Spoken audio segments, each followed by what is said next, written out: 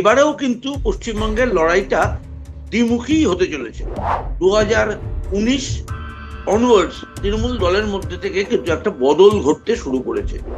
দলের এই নতুন প্রজন্ম, অর্থাৎ এই অভিষেক বন্দ্যোপাধ্যায়ের উত্থানের পর এই প্রথম একটা দল, দুর্ভাগ্যজনক যে পশ্চিমবঙ্গের রাজনীতিতে এই বিষয়ে কিন্তু তৃণমূল এবং বিজেপি সমান দায়ী।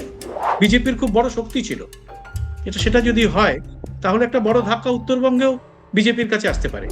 তিনি সঙ্গে সঙ্গে রাত্রেবেলা বাড়ি ফেরার সময় তিনি বগলা দেবী মন্দিরে চলে গেলেন। কালীঘাটে আরেকটা, কালীঘাটেই রয়েছে বগলা দেবীর মন্দির। যদি গণ অসন্তোষও তৈরি হয়, এটাকে চ্যানেলাইজ করার জন্য যে অর্গানাইজেশনাল যে নেটওয়ার্ক লাগে, সেই নেটওয়ার্কের ধারে কাছে তৃণমূলের কাছে কেউই নেই। শিক্ষিত মধ্যবিত্ত এলাকাগুলোতে, অরবান এলাকাগুলোতে বিজেপি তৃণমূলকে অনেকটা পেছনে ফেলে দিতে পারে এবার। কিন্তু সব থেকে অবাক কাণ্ড, তৃণমূলটাকে কিন্তু রাস্তায় নামিয়ে দিয়েছে কিন্তু এসআইআর। এইটা একটা তৃণমূলের পজিটিভ, যেটা বিজেপি হয়তো হিসেব করেনি। তোমার কি মনে হয় যে এই চাংটা কোথাও কোথাও এবার ধাক্কা খেতে পারে? যেমন তৃণমূল বিরোধী একটা হাওয়া রয়েছে বলছি, তেমনি বিজেপির পক্ষে বা পুরো বিজেপি যে হাওয়া রয়েছে, এটা কিন্তু বলার মতন জায়গায় এখনো পর্যন্ত নেই। কারণ আমার এখন সন্দেহ যেটা হচ্ছে যে নির্দিষ্ট সময় কি নির্ঘণ্ট মেনে ভোটটা হবে।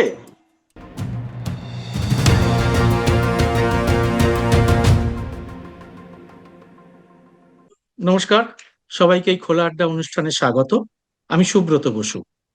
আমরা আগের দিনই আপনাদের জানিয়েছিলাম যে আমরা কয়েকটা ধাপে পশ্চিমবাংলার যে সমস্ত মূল রাজনৈতিক দলগুলো আছে, এই বিধানসভা নির্বাচনের প্রেক্ষিতে আমরা তাদের শক্তি কোথায়, তাদের দুর্বলতা কোথায়, এগুলো নিয়ে বিশ্লেষণ করব।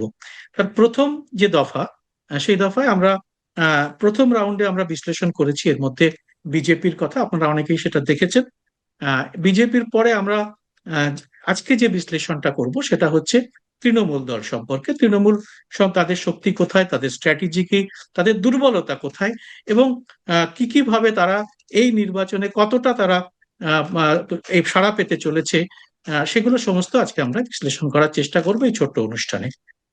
আজকে আমাদের সঙ্গে এই জন্য রয়েছেন জয়ন্ত চৌধুরী। জয়ন্ত আমার খুব ঘনিষ্ঠ সহকর্মী, বর্তমানে দীর্ঘদিন রাজনৈতিক সংবাদদাতা হিসেবে সাফল্যের সঙ্গে কাজ করেছে, অনেকেই আপনারা তাকে চেনেন। জয়ন্ত, তোমাকে প্রথমেই আমাদের এই অনুষ্ঠানে স্বাগত জানাই। তোমার মুখে একটু লাইট কম আছে, আশা করি দর্শকরা সেটা মেনে নেবেন। তোমার কাছে তুমি দীর্ঘদিন ধরে তৃণমূলের একদম অন্দরমহলে তোমার চলাফেরা আমরা জানি, তোমার গতিবিধি একদম তৃণমূলের ভেতরে। হ্যাঁ, তো সেইখান থেকে তুমি যদি তৃণমূল দল এই বিধানসভা নির্বাচনে তারা যে লড়ছে, তাদের শক্তিটা কোথায়, তাদের দুর্বলতাটা কোথায়, তাদের স্ট্র্যাটেজিটা কি, এগুলো যদি একটু ধাপে ধাপে আমাদের একটু বুঝিয়ে দাও জয়ন্ত। হ্যাঁ সুব্রত, প্রথমে একটা কথা বলে রাখি, সেটা হচ্ছে যে কোনো রাজনৈতিক ভবিষ্যৎবাণী দেওয়ার মতন তুমি বা আমরা আমরা কেউ সেটা আমরা খুব কেউই একটা করি না পছন্দ সেটা, করি না। হ্যাঁ হ্যাঁ। জানো, হ্যাঁ, হুম। জ্যোতিষীর মতন না, আমরা এ শুধু একটা বিশ্লেষণ আসন, করব, আমরা শুধু বিশ্লেষণ করব। হ্যাঁ, আমরা শুধু বিশ্লেষণ করবো, প্রেক্ষাপটটা বোঝার চেষ্টা করব। এমন চেষ্টা করব। সকলেরই কিছু না কিছু সীমাবদ্ধতা থাকে হয়তো। আমি যেটা ভাবতে পারছি না সেটা তো তুমি ভাবতে পারলে। তো পরিষ্কার কথা, প্রথম কথা যেটা, এবারেও কিন্তু পশ্চিমবঙ্গের লড়াইটা দ্বিমুখী হতে চলেছে। অর্থাৎ আমরা যেটা 2014 পর থেকে আমরা দেখে আসছি, যে পশ্চিমবঙ্গের লড়াইতে বিজেপি যে উত্থান, সেই উত্থানটা পরপর পরপর তারা রয়েই যাচ্ছে। এবং এবারেও একটা চেষ্টা হয়েছিল যে সেই মেরুকরণটাকে ভাঙার। এখনো পর্যন্ত যা আমরা দেখছি, অন্তত রাজনীতির তো দুটো দিক আছে, একটা হচ্ছে ভেতরে ভেতরে কি ঘটছে, আরেকটা হচ্ছে অপটিক্স এবং কিছুটা পারসেপশন তার উপরে কাজ করে। একদমই এই একদমই অপটিক্স একদম। আর পারসেপশন ভীষণ ভাবেই হচ্ছে যে দেখা যাচ্ছে একটা দ্বিমেরু, অর্থাৎ হয় বিজেপি নয় তৃণমূল। কিন্তু আমি প্রথমেই বলে রাখি, আমার আমার যতটুকু চারিদিকে দেখে এবং নেতাদের সঙ্গে যতটুকু কথা বলে যতটুকু বোঝার চেষ্টা করছি, তৃণমূল দল 2019 অনওয়ার্ডস তৃণমূল দলের মধ্যে থেকে কিন্তু একটা বদল ঘটতে শুরু করেছে। সেই বদলটা কি, শুধু নেতৃত্বের বদল নয়, দল পরিচালনার একটা বদল এসছে। এই পরিচালনার বদলটাও খুব অদ্ভুত। সেটা হচ্ছে, আমরা এখনো পর্যন্ত সারা ভারতে যত রাজনৈতিক দল দেখেছি, সব রাজনৈতিক দল এই ধরে নাও এই এই 2000 সালের পর থেকেই প্রথমে কংগ্রেস করেছিল, তারপর বিজেপি, তারপর বিভিন্ন আঞ্চলিক দলগুলো, তারা নির্বাচনের আগে তারা নির্বাচনের কিছু পরামর্শদাতা সংস্থাকে নিয়োগ করে। মূলত বিজ্ঞাপন সংস্থা প্রথম যেটা রাজীব গান্ধীর আমলে হয়েছিল, আমাদের মনে আছে, লিন্টাসের মতন একদম বিখ্যাত বিজ্ঞাপন সংস্থাকে তারা দায়িত্ব দিয়েছিল। তো শুধু তারা তারা প্রচারের দিকটা দেখতো, কিছু প্রচারের কৌশল তারা বলে দিত। বিজ্ঞাপনটা কিন্তু তৈরি করতো তারা। হ্যাঁ, exactly, first time in history of Indian politics যে একটা দল, সে আঞ্চলিক দলই হোক, সেই দলটা কিন্তু টোটালটাই, দলটা চালাচ্ছেই হচ্ছে একটা পরামর্শদাতার সংস্থার ভিত্তিতে। তার দলটার এতদিন পর্যন্ত মমতা বন্দ্যোপাধ্যায়ের নেতৃত্বে যে দল ছিল, সেই দলটা ছিল মমতা বন্দ্যোপাধ্যায়ের একটা অসম্ভব দূরদৃষ্টি, সেটা এখনো অটুট, অসম্ভব দূরদৃষ্টি, অসম্ভব একটা তার ছিল, তার একটা মানে মেধাশক্তি ছিল এই বিষয়ে, সাংগঠনিক বিষয়ে। তার সঙ্গে ছিল তার সংগঠনের কিন্তু চোখ নাক, এগুলো খুব স্ট্রং ছিল। তার বিভিন্ন কর্মী যারা ছিলেন বিভিন্ন স্তরে, তারা আজকে অনেকেই নানান কারণে, আমরাও জানি, সেটা এখন আমি আলোচনা করছি না, তারা এখন অনেকেই বিগত, কেউ মারা গেছেন, কেউ অন্যান্য ভাবে বসে গেছেন ইত্যাদি। কিন্তু দলের এই নতুন প্রজন্ম, অর্থাৎ এই অভিষেক বন্দ্যোপাধ্যায়ের উত্থানের পর এই প্রথম একটা দল পুরোপুরি চলছে একটি পেশাদার সংস্থার। এখন সেটা ভালো না খারাপ সেটা ইতিহাস বলবে, কিন্তু আমরা এখনো পর্যন্ত যেটা দেখছি যে 2019 অনওয়ার্ডস তৃণমূলের কিন্তু ফল ভালো হয়েছে। এবং তৃণমূলের এত বিভিন্ন রকমের খুবই নেগেটিভ কিছু, সেই অর্থে নেতিবাচক অনেক বিষয় রয়েছে, যেমন অসম্ভব দুর্নীতি সংক্রান্ত যে অভিযোগগুলো, খুব সিরিয়াস অভিযোগ। বাংলার রাজনীতিতে আমরা এই ধরনের বিষয় আমরা দেখিনি কখনো, যে রাজ্যের মন্ত্রী, তার বাড়ি থেকে টাকা উদ্ধার হচ্ছে, কি তাকে জেলে নিয়ে যাচ্ছে, কোন নেতাকে নিয়ে যাচ্ছে, এবং সেসব মারাত্মক সব অভিযোগ। সব থেকে বড় কথা, চাকরি, বিশেষ করে শিক্ষা দপ্তরের চাকরি, নগর উন্নয়ন দপ্তরের চাকরি নিয়ে যেসব অভিযোগ। এবং অভিযোগ বলতে আরো যদি বলি যে একটা তফাৎ আছে, গুণগত তফাৎ আছে এই অভিযোগগুলো অতীতের সঙ্গে। কারণ অতীতে যেসব অভিযোগগুলো ছিল, সেই সব অভিযোগগুলো হচ্ছে স্বজন পোষণের অভিযোগ। এটা খুব স্বাভাবিক, এ বোধহয় মানে সভ্যতার আদিকাল থেকে বিভিন্নভাবে স্বজন পোষণ এটা হয়ে থাকে। কিন্তু সিপিএম এর আমলে আমরা এই স্বজন পোষণটাকে একবারে মারাত্মক অবস্থায় রেখেছিলাম। কিন্তু এই তৃণমূল আমলে সেই ঘটনাটা ঘটলো কিন্তু একবারে অন্য জায়গায়। সেটা হচ্ছে চাকরি বিক্রি হতে শুরু করলো, অর্থাৎ প্রাতিষ্ঠানিক সেটা দুর্নীতি। নেতারা ইনভলভ। হ্যাঁ, প্রাতিষ্ঠানিক দুর্নীতি। একটা কাঠামোগত একটা প্রাতিষ্ঠানিক রূপ পেল এই যে দুর্নীতি। এইটার উপরে দাঁড়িয়ে একটা দলকে বিজয়ের স্বপ্ন দেখানো, বা সে খুব অ্যাগ্রেসিভলি যে ক্যাম্পেইন করছে, এইটা ডিফেন্সিভ নয়, আমি বলতে চাইছি এইটা কিন্তু খুব কঠিন। এই জায়গাটায় আমার ধারণা এই পরামর্শদাতার সংস্থার কোনো একটা প্রভাব হয়তো রয়েছে, এবং এইবারেও সেই জিনিসটা রয়েছে। থাকার ফলে দেখা যাচ্ছে যে এত কিছু অসুবিধার মধ্যেও তৃণমূলের যে একটা ঘটনা ঘটেছে, তৃণমূলের সংগঠনটাকে কিন্তু তারা একটা চাঙ্গা জায়গায় রাখার চেষ্টা করেছে। তার মেকানিজমে পরে আসছি। তো আমার এখনো পর্যন্ত যেটা মনে হচ্ছে যে ভোট তো শেষ পর্যন্ত, সুব্রত, আমরা দেখে এসেছি, তুমিও দেখেছো আমিও দেখেছি, ভোট শেষ পর্যন্ত কিন্তু সংগঠনেরই সংগঠনের খেলা। জন্য। হুম। আমরা তাই দেখছি। শুনতে খারাপ লাগবে যে গণতন্ত্রে ভোট মেশিনারি শব্দটা অত্যন্ত অশ্লীল শব্দ, অন্তত ভোট ভোট মেশিনারি হুম, শব্দটা আমরা যেটা একদমই ব্যবহার একদমই। করে থাকি সহজে। হুম। হ্যাঁ, এটা গণতন্ত্রের নিরিখ অশ্লীল শব্দ, কিন্তু এই শব্দটাই হচ্ছে বীজ মন্ত্রের মতন আমাদের দেশের রাজনীতিতে, বিশেষ করে আমাদের বাংলার রাজনীতিতে কিন্তু চালিকা শক্তি হিসেবে কাজ করছে। ফলে সেইটা কিন্তু সেই জায়গায় তৃণমূল কিন্তু এখনো পর্যন্ত তাদের এই ভোটার লিস্ট ইত্যাদি ইত্যাদি নিয়ে নানান রকম কথাবার্তা চলছে। আমার মনে হয় অ্যাডভেন্টেজিয়াস জায়গায় রয়েছে। এটা ব্যাপারে তুমিও, তোমার হয়তো নিশ্চয়ই এর ব্যাপারে কোনো মতামত থাকতে পারে, কিন্তু আমার মনে হয় তৃণমূল অ্যাডভেন্টেজটা রয়েছে ওই একটাই কারণে, সেটা হচ্ছে সাংগঠনিক জায়গায় তৃণমূল কিন্তু এক নম্বরেই রয়েছে। এবার যদি তুমি বলো যে তোমার, আমরা যে আলোচনা করছি, দেখো সুব্রত, তোমার কাছে এবং আমার কাছে যে ডেটা আছে, সেই ডেটাটা কিন্তু আমাদের অতীতের ডেটা, অর্থাৎ 2024 সালে যে ভোট হয়েছে সেই ডেটার উপর আমরা দাঁড়িয়ে কথা বলছি যে এই 38%, এই 48 ভোট পেয়েছে ইত্যাদি ইত্যাদি, ওই ভোটার লিস্টের উপর দাঁড়িয়ে। এই নতুন ভোটার লিস্ট আজকে যা শুনছি, যদি ওরকম 70-80 লাখ এরকম একটা বাদ, ওরকম একটা জায়গায় থাকে, কারা বাদ গেল আমরা আন্দাজ করতে পারি। বিজেপির রাজনৈতিক যে অঙ্ক, যে সমীকরণ, সেদিক থেকে বুঝতে পারছি সংখ্যালঘুরা একটা বড় এক্ষেত্রে মুসলিম এবং ফ্যাক্টর। মহিলা এখনো পর্যন্ত যা খবর আসছে, যে এই দুটো এবং সেকশন, যেটা তৃণমূলের খুব শক্তির জায়গা, তৃণমূলের খুব এটা খুব জোর, যেটা মুসলিম এবং মহিলা দুটো জায়গায়, সেই দুটো জায়গাতেই আঘাত পড়েছে এসআইআর এ। এর আঘাত পড়েছে, তো সেটা এটা ঠিক। কিন্তু এই আঘাত পড়লেও আমি বলছি, ওই জন্য আমরা ওই বিষয়টা নিয়ে বলতে পারছি না। কিন্তু আমি অন্যদিক থেকে আমি বলতে পারি, তুমিও বলতে পারো যে পশ্চিমবঙ্গের যা রাজনৈতিক সমীকরণ দলগতভাবে, এবং এখানে যেহেতু ধর্ম একটা অত্যন্ত গুরুত্বপূর্ণ রোল প্লে করছে, খুব দুর্ভাগ্যজনক যে পশ্চিমবঙ্গের রাজনীতিতে এই বিষয়ে কিন্তু তৃণমূল এবং বিজেপি সমান দায়ী। এবং এমনই তার তার মানে ধর্মের দাপট এমনই যে আজকে বাম নেতাদের পর্যন্ত শুনলাম, দেখলাম আমরা যে মন্দিরে গিয়েছে তারা জনসংযোগ করতে, যেটা আমরা ভাবতেই পারিনি। কিন্তু এটাও একটা জিনিস, কিন্তু এটা আমরা আলোচনা করছি না যে পশ্চিমবঙ্গের সেটা রাজনীতিতে আমরা যখন বাম ধর্ম। আলোচনা করব, তখন বামদের যখন আমরা আলোচনা হ্যাঁ, করব সেই না, না, অ্যানালিসিসটাই বামের কথা যাব। বলছি আজকে না। আমরা যে তৃণমূলের মধ্যে যদি ফোকাস রাখি। হ্যাঁ। হ্যাঁ। ধর্মটা যে আমাদের রাজনৈতিক ভরকেন্দ্রে চলে এসছে, এটা যতটা বিজেপি দায়ী, আর বিজেপিকে কাউন্টার করতে গিয়ে তৃণমূলও এই একই জায়গাটায় নিয়ে চলে গিয়েছে। আজকে তৃণমূলের নেতাকেও রাস্তায় বেরিয়ে বলতে হচ্ছে একই নারা একই নাম, জয় শ্রীরাম জয় শ্রীরাম। আমি দেখলাম এটা গৌতম দেব রামনবমী দেখলাম, আমরা তৃণমূল। রামনবমী। হ্যাঁ, খুব একটা ঐতিহাসিক হ্যাঁ, ছবিও দেখলাম, যে একসঙ্গে দুটো দল হ্যাঁ, গেরুয়া পরে রাজনৈতিক হ্যাঁ, মিছিলের মতো করছে। এরকম। হুম। হ্যাঁ, তাহলে তাহলে মানে তাহলে সত্যি কথা বলতে, যে বিজেপির যে প্রাণভোমরা, যে রাষ্ট্রীয় স্বয়ংসেবক সংঘ, তাদের তো খুশি হওয়ারই কথা যে ওরা তো রাষ্ট্রবাদ বলতে হিন্দু রাষ্ট্রবাদের কথাই বলছিল। এ তো হিন্দু রাষ্ট্রবাদেরই কথা। আর এটা বিশ্ব হিন্দু পরিষদের স্লোগান, বিজেপিরও নয়, বিশ্ব হিন্দু পরিষদের স্লোগান। আর সেইটা দিয়ে কাউন্টার করছে।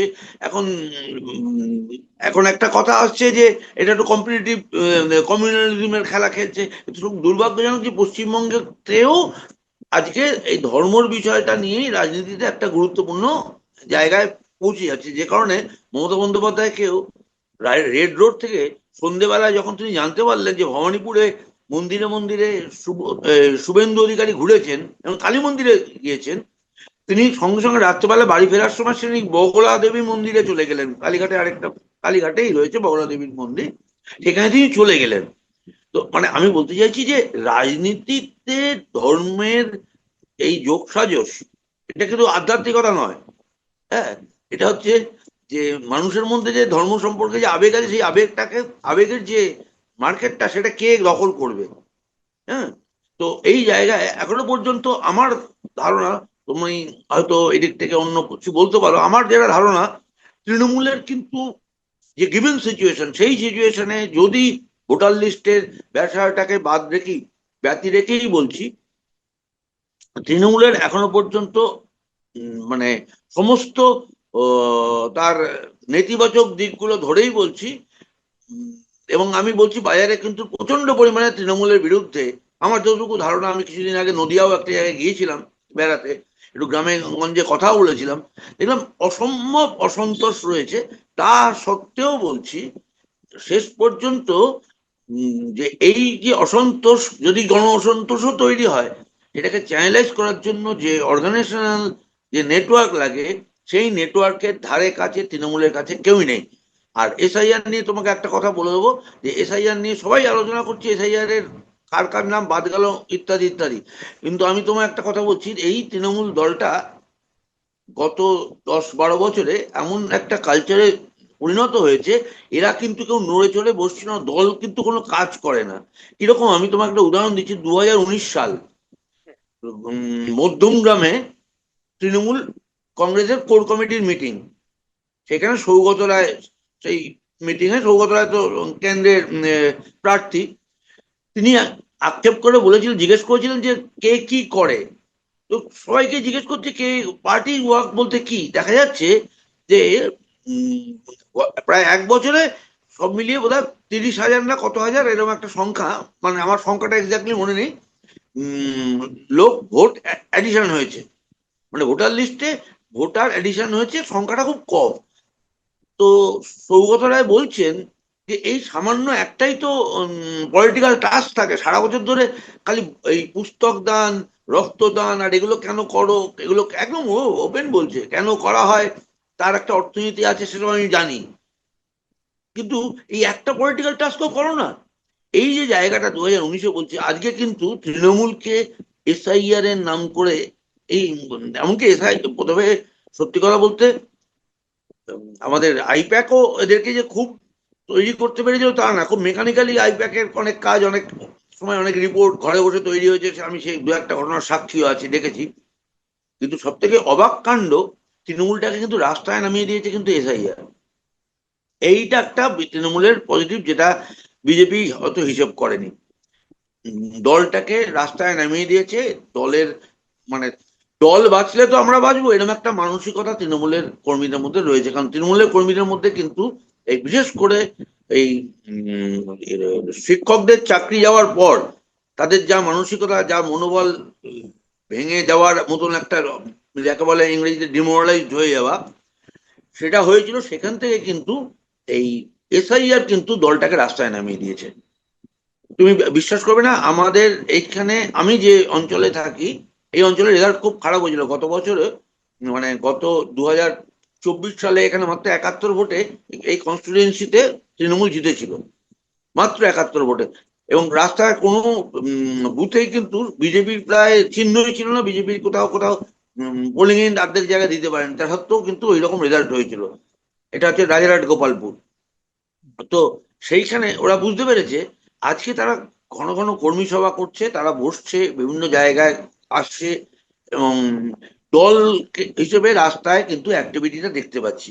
আমি জানি না সেটা শেষ পর্যন্ত কি হবে, কোথায় দাঁড়াবে, তার ডিফারেন্ট থিং, কিন্তু তৃণমূল দলটাকে আমার ব্যক্তিগত ধারণা, আমি অনেকের সাথে কথা বলেও দেখেছি, এগুলো নেতাদের সঙ্গে কথা বললে বোঝা যায় না, মাঝের স্তরের বা একটু তলা স্তরের কর্মীদের সঙ্গে কথা বললে, তাদের সঙ্গে আমার যোগাযোগ রেগুলার আছে, ও যোগাযোগ করে আমি যেটা বুঝতে পেরেছি, দলটা কোনো না কোনো কাজে রাস্তায় নেমেছে। ওই যেটা বললাম যে সৌগত রায় বলেছিলেন কোনো কাজই করে না, কোনো পলিটিক্যাল টাস্ক নেই, এইটা কিন্তু করেছে। যখন বিএলওরা বেরিয়েছিলে তখন কিন্তু তৃণমূল সঙ্গে ছিল বেশিরভাগ জায়গায়, সব জায়গায় হয়তো নয়, নাও হতে পারে, কিন্তু এর পেছনে আইপ্যাক বা এই পেশাদারি সংস্থার একটা চাপ যেমন ছিল, তেমনি কর্মীরাও অন্তত এটা কনভিন্সড হয়েছে যে আজকে যদি আমরা এই জায়গায় আমরা যদি কোনো গাফিলতি করি, তাহলে আমাদের পরবর্তীকালে মানে আমার চলাফেরা অসুবিধা হয়ে যাবে। কারণ সত্যি কথা বলছি, তৃণমূল দল খানিকটা কর্মীদের মধ্যেও একটা একটা বড় অংশের তাদের জীবন জীবিকার সঙ্গেও সম্পর্কিত, দল ঠিক। ক্ষমতায় থাকুক এটা তারা চায়। হুম। তো সেই সেই জায়গা থেকে আমার যেটা মনে হচ্ছে যে প্রথম ফ্যাক্টর যেটা বললাম যে দলটাকে চাঙ্গা করে দিয়েছে। দ্বিতীয়ত হচ্ছে বিজেপির সঙ্গে কিন্তু সময়ে সময়ে টক্কর দিতে, আমি জানি না সেটা ভবিষ্যৎ তার কি হবে, এর সামাজিক অভিঘাতটা কি হবে আমি জানি না, বা আমরা এটা নিয়ে পরে আলোচনা করতে পারি, কিন্তু বিজেপির সঙ্গে অন্তত হিন্দু হিন্দু এই পরিচয়, বিজেপি একা ঠেকনা নিয়ে বসে নেই, আমরাও আছি, এই বলে রাস্তায় কিন্তু নেমেছে। এখন এইগুলো সবই হচ্ছে, কিন্তু আমরা প্রথম দেখছি বাংলায়, কিন্তু রাজনীতিতে আমরা এই জিনিসগুলো দেখিনি, এই এটা উপাদানগুলো। এটা এটা আমি জানি ঠিকই। না তুমি কখন।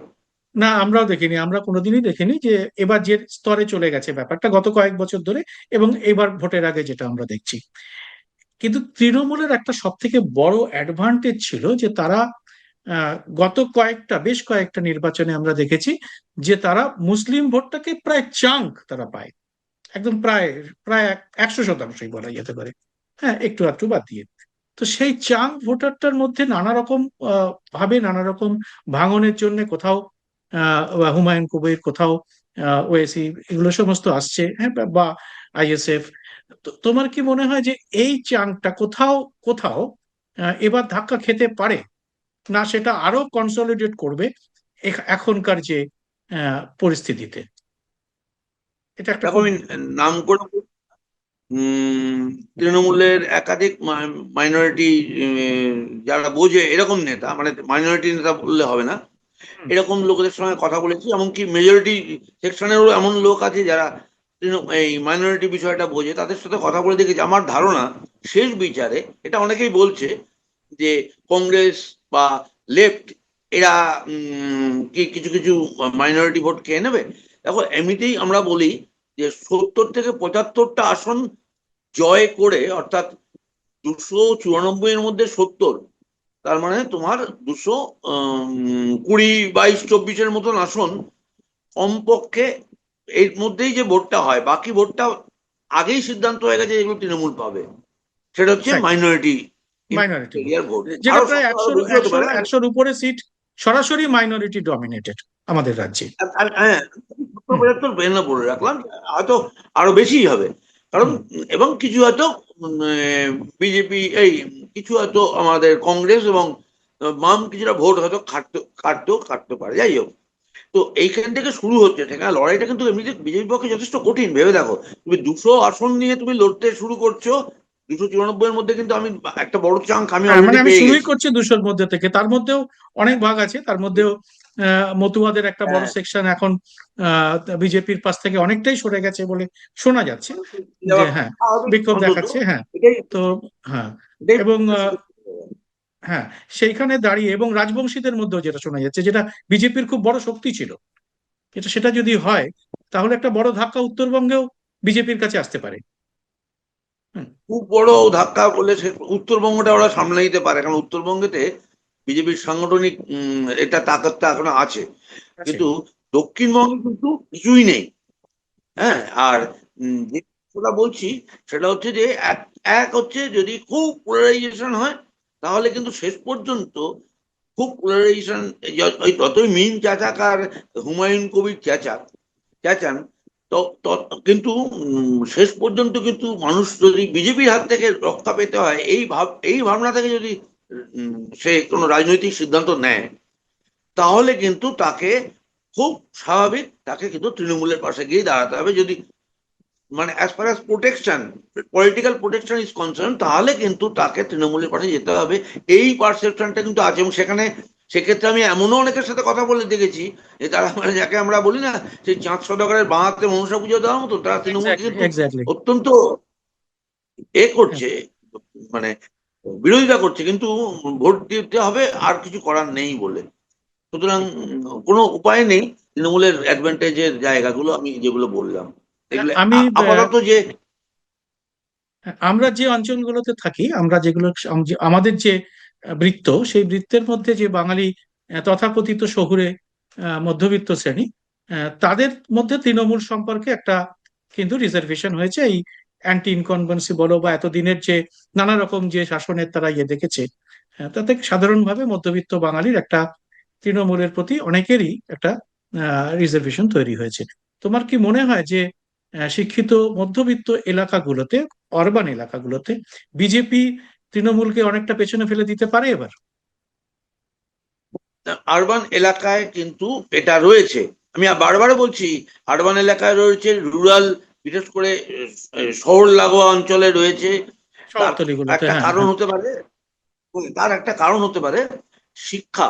এই যে স্কুল টিচারদের চাকরিটা কিন্তু আমরা আরবান এরিয়াতে, কলকাতা শহর বা লাগোয়া এলাকায় যত মানে এই এই যে যে আন্দোলনগুলো যারা করতে আসতো, আমি বিকাশ ভবনের সামনে ঠিক। গিয়ে দাঁড়িয়ে দেখেছি, জিজ্ঞেস করেছি, বেশিরভাগই কিন্তু কলকাতা থেকে প্রায় অন্তত 100 কিলোমিটার, 50 কিলোমিটার, 60 কিলোমিটার, 100 কিলোমিটার, তার বেশি, 150 কিলোমিটার, 200 কিলোমিটার দূর থেকে, এমনকি উত্তরবঙ্গ থেকেও প্রচুর লোক, এবং তারা সব গ্রামের অ্যাড্রেস। হুম, হুম। সুতরাং আমরা জানি যে গ্রামীণ এতে কিন্তু এই শিক্ষকতা, স্কুল শিক্ষকতার একটা গুরুত্ব, কিন্তু এই চাকরিটার গুরুত্ব আছে।